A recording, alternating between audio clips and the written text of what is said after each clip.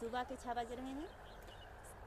देखिए हम आज अपने खेत में आए हैं। आपने मायके में खेत में आए हैं, देखो मरचा तोड़ने के लिए। हमारी दीदी दोनों हैं, हमारे भैया जी देखो पलकी काटने हैं। देखो हमने मरचा इतना तोड़ लिया है और तोड़ना है। हमारे सिस्टर की शादी है। भैया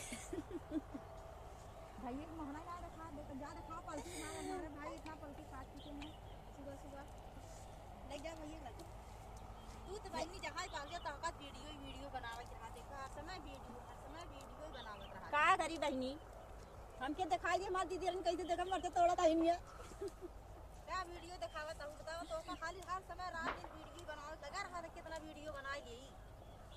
हां बनाया यहां ले आवा तो दा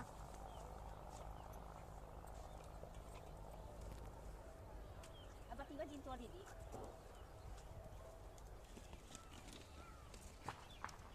हम भैया देखा पलकी काटे आई है इतना काट ले है। अब हम लोग घरे जाए वाला है। अबे भैया हमारे कमाई ढाव बाटैया। हाँ बाराती वाले खाई है यही है। जेका भैया पलकी साग खाई जाए। पलकी पनीर बने हमारे घरे। हाँ वही पालक पनीर का भैया केथन डलाए